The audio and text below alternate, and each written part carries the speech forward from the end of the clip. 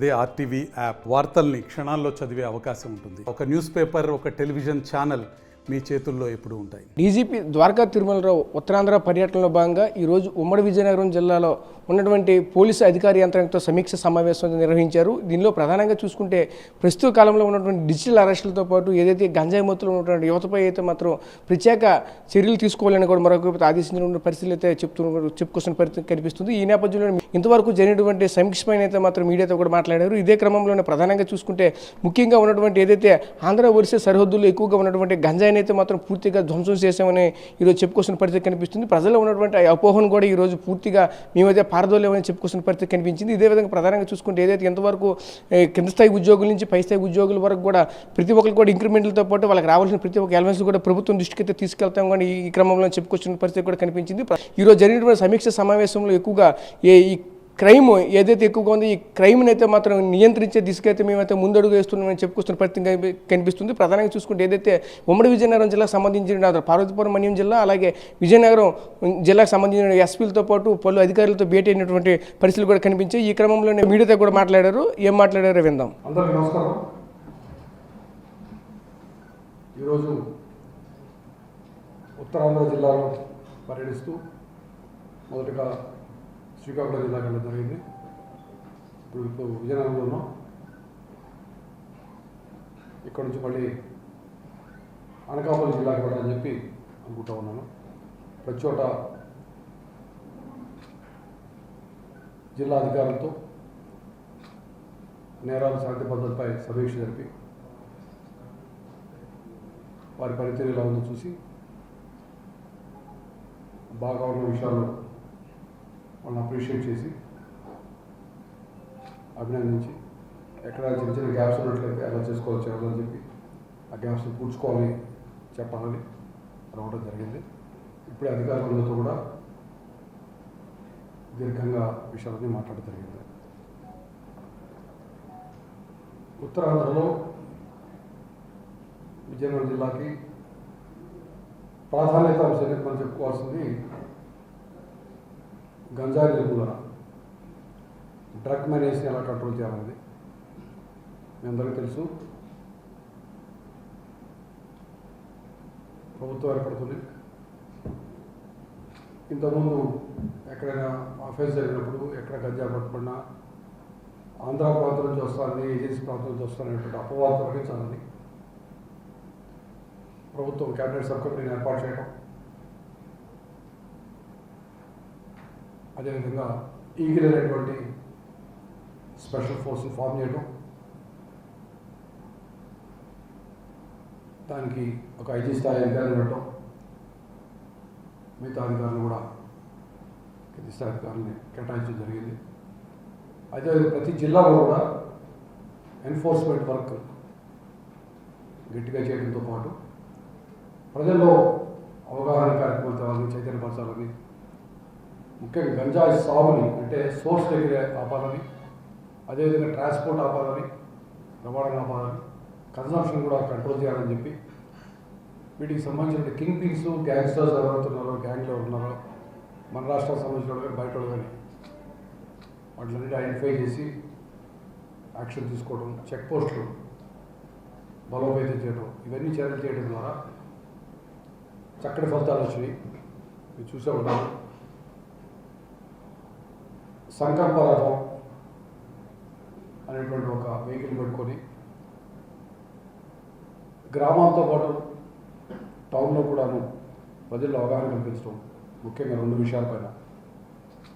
ఒకటి cyber crime, digital arrest, honey trap అనండి లేదా సెక్స్టార్షన్ ఉన్నాయి, దానిపైన ఇన్వెస్ట్మెంట్ స్కామ్స్, జాబ్ ర్యాకెట్స్ వాటిపైన అవగాహన కల్పించేటువంటి ఒకటైతే, రెండవది గంజా నిర్మూలన గురించి తెలియచేయడం, అదేవిధంగా మహిళలపై, చిన్నారులపై జరిగినటువంటి లైంగిక వేధింపులు, అత్యాచారాలపైన సమాయత్తం చేయటం, రోడ్ యాక్సిడెంట్స్ విషయంలో రోడ్ సేఫ్టీ గురించి, రోడ్డు భద్రత గురించి చెప్పటం, ఇవన్నీ కార్యక్రమాలు చేస్తూ ఉన్నాం. ఈ మధ్యకాలంలో అంటే మీ అందరి ద్వారా ఒకసారి నేను తెలియజేయాలనుకుంటాను. ఆల్రెడీ ఎస్పీలు చెప్తా ఉన్నారు. డిజిటల్ అరెస్ట్ అనేటువంటి ఒక ఫోన్ కాల్స్ ద్వారా, వీడియో కాల్స్ ద్వారా కొంచెం ధనవంతుల్ని భయభ్రాంతులు చేసి వారిని భయంలో పెట్టి వాళ్ళ చేత మనీ ట్రాన్స్ఫర్ చేస్తూ ఉన్నారు. డిజిటల్ అరెస్ట్ అనేది అసలు లేదు భారతీయ చట్టంలో. అసలు డిజిటల్ అరెస్ట్ అనే కాన్సెప్ట్ లేదు. అది దయచేసి అందరూ అర్థం చేసుకోండి. డిజిటల్ అరెస్ట్ అనగానే భయపడిపోయి మనీ ట్రాన్స్ఫర్ అనేది చేయొద్దు. అదేవిధంగా మీకు ఏదో పార్సల్ అక్కడ ఇరుక్కుపోయింది, బాంబేలో ఉంది, ఢిల్లీలో ఉందంటే తెలుసో తెలియకో మనీ ట్రాన్స్ఫర్ చేయడం చేయొద్దండి. సో ఈ మధ్య కాలంలో డిజిటల్ అరెస్ట్ విషయంలో జనరల్లీ సైబర్ క్రైమ్ చాలా కష్టం. ఇక్కడ డిజిటల్ అరెస్ట్ విషయంలో అమౌంట్ని ముద్దాయిని ఐడెంటిఫై చేయడం, అమౌంట్ని ఫ్రీజ్ చేయటం, అదేవిధంగా కంప్లైంట్కి ఇప్పించడం అనేది చాలా కష్టమైన విషయం. అయినప్పటికీ ఈ మధ్యకాలంలో మనం విజయనగరం జిల్లాలో పూణేకి సంబంధించి కొంతమంది అఫెండర్స్ని, అదేవిధంగా జేఎండ్కే పోయి జమ్మూ కాశ్మీర్లో పోయి అఫెండర్స్ పట్టుకొచ్చి దాదాపు పూర్తిగా మొత్తం అమౌంట్ ఆవిడెవరు ప్రొఫెసర్ రిటైర్డ్ లెక్చరర్కి మొత్తం ఇప్పించడం జరిగింది. అదేవిధంగా గంజా అఫెండర్ ఒకరి మీద అంతకుముందు సాలూరులో ఒక వెహికల్, సాలూరు మీకు పక్క జిల్లా అయినప్పటికీ అక్కడ ఆ వెహికల్ ఒకటి టాప్ని వెహికల్ టాప్ మీద పెట్టుకొని పట్టుకొని దాని ద్వారా అక్కడ సాగు చేస్తున్న వ్యక్తిని, రవాణా చేస్తున్న వ్యక్తిని పట్టుకోవడం ద్వారా అక్కడ కంట్రోల్ చేయగలిగాం. అదేవిధంగా ఏఎస్ఆర్ జిల్లాలో కూడా అనేక కేసులు డిటెక్ట్ అయ్యాయి. విజయనగరంలో ఈ మధ్యకాలంలో రాజీవ్ విలాస్ ప్యాడీ అనే వ్యక్తిని పీడీ యాక్ట్ పెట్టడం, అరెస్ట్ చేయడం, తర్వాత పీడీ యాక్ట్ పెట్టడం ద్వారా ప్రజల్లో కూడా మంచి హర్షం వ్యక్తీకరించారు. పోలీసు చాలా అప్రిషియేట్ చేశారు.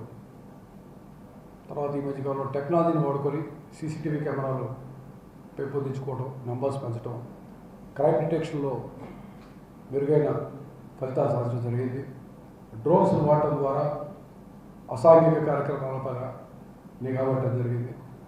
సో అనేక విధాలుగా ఏ విధంగా చూసినా కానీ పోలీస్ మంచి ప్రోగ్రెస్ చూపిస్తూ ఉంది. అందుకే వారిని ప్రత్యేకంగా అభినందిస్తూ వారి ఇదే స్ఫూర్తితో ఇంకా గట్టిగా పనిచేయాలని, జిల్లా పోలీసుకి మంచి పేరు తేవాలని, రాష్ట్ర పోలీసుకి మంచి పేరు తేవాలని చెప్పి వాళ్ళందరికీ ఉద్దేశించి వెళ్ళడానికి రావడం జరిగింది. సో ఓవరాల్గా క్రైమ్ కంట్రోల్లో ఉంది ఎక్సెప్ట్ సైబర్ క్రైమ్. అదేవిధంగా టెక్నాలజీని విరివిగా వాడుతున్నారు.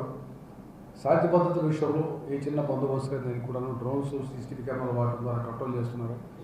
సైంటిఫిక్గా వాడటం వలన మాపై వచ్చేటువంటి జనరల్గా వచ్చే అపవాదాలను తగ్గించుకొని we are able to control the situation. దానికి వారందరినీ కూడా అభినందిస్తూ ఇక్కడ నుంచి నెక్స్ట్ జిల్లాకు వెళ్ళడానికి సమాయత్తం అవుతాను. సో ఈ విషయంలో ప్రజలందరూ కూడా పోలీసులు సహకరించాలా. ముఖ్యంగా సీసీటీవీ కెమెరాలు ఇచ్చే విషయంలో కొంచెం అంటే అన్నీ కూడా గవర్నమెంట్ ద్వారా రావు కాబట్టి కొన్ని దాతలు కొంతమంది ఇవ్వాలని, అదేవిధంగా వాళ్ళ షాప్ దగ్గర, ఇంటి దగ్గర ఎక్కడో కెమెరాలు పెట్టుకుని దాన్ని మేము మా నెట్వర్క్ అనుసంధానం చేసి కంట్రోల్ రూమ్ ద్వారా ఏదైనా జరిగినట్లయితే వాటి మీద నిఘా పెట్టే అవకాశం ఉందని తెలియజేసుకుంటున్నాను. అది ప్రజలకు కూడాను పోలీసు సహకరించవలసి కోరుతా ఉన్నాను. Thank you.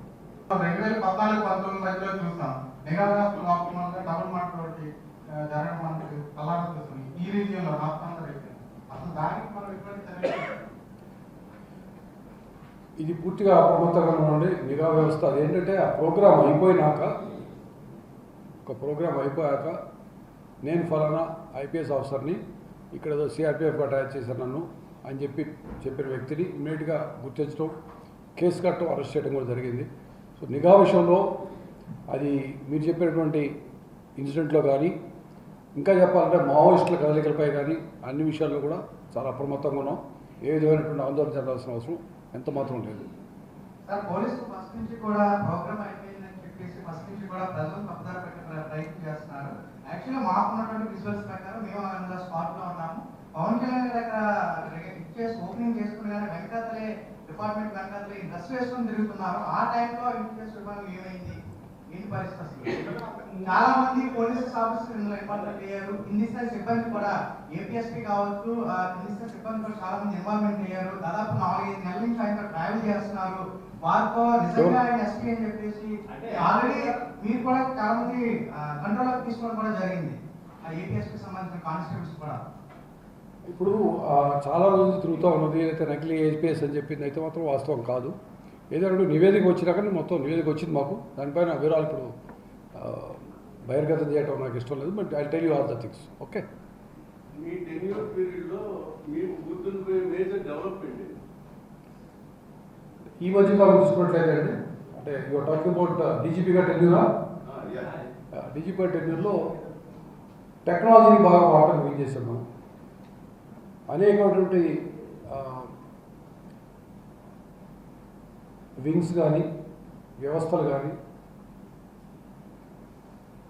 హార్డ్వేర్లు కానీ కొన్ని మూలపడిపోయాయి కొంతకాలంగా.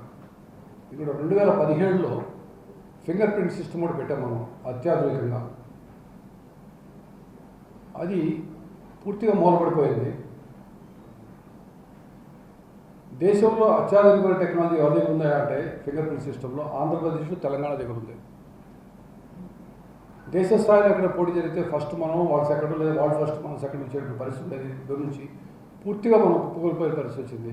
నేను వచ్చిన మొదట్లో ఇక్కడ అఫైర్స్ జరిగితే ఆంధ్రప్రదేశ్లో ఏదైనా నేరం జరిగితే అక్కడ ఫింగర్ ప్రింట్స్ మేము లిఫ్ట్ చేసి అనఫిషియల్గా తెలంగాణ వాళ్ళకి పంపించి వాళ్ళ ద్వారా తీసుకునేవాళ్ళం. అటువంటిది లెస్ దాన్ 2 monthsలో దాన్ని మళ్ళీ రివైవ్ చేసి ఆగస్టులో రివైవ్ చేసి ఇవాళ ఏదైనా ఒక అఫైర్ జరిగితే మా వాళ్ళు చెప్తారు రాత్రి అఫైర్ జరిగింది, పొద్దున్న ఫింగర్ ప్రింట్ వెళ్ళారు, మధ్యాహ్నానికి ఐడెంటిఫై అయిపోయింది, మర్నాడు ఎప్పుడో పట్టుకుంటూ జరుగుతుంది. సో అటువంటి స్థాయికి రాగలిగాము. అదేవిధంగా మన క్రైమ్స్ నిరోధించడంలో కానీ ముఖ్యంగా డిటెక్ట్ చేయడంలో సీసీటీవీ కెమెరాలు, డ్రోన్స్, మిగతా టెక్నాలజీని బాగా వాడుకోవడం వల్ల అంటే మీరు పూర్తి వివరాలను కొన్ని కారణాలు పూర్తిగా చెప్పట్లేదు ఏమేమి వాడామని. టెక్నాలజీని వాడుకోవడం ద్వారా క్రైమ్ డిటెక్షన్ బాగా పెరిగింది. We are happy about it. ఆ తర్వాత అదేవిధంగా బందోబస్తులకి ఫర్ ఎగ్జాంపుల్ మొన్న బాపట్ల కార్తీక మాసోత్సవాలప్పుడు డ్రోన్ సహాయంతో సర్వలాన్స్ చేయడం వలన 3 వ్యక్తులు సముద్ర స్నానానికి వెళ్తూ కొంచెం లోపలికి వెళ్ళిపోయి మునిగిపోయే పరిస్థితి వచ్చి మా హోంగార్డ్ స్విమ్మర్స్ పోయి 3ని సేవ్ చేశారు.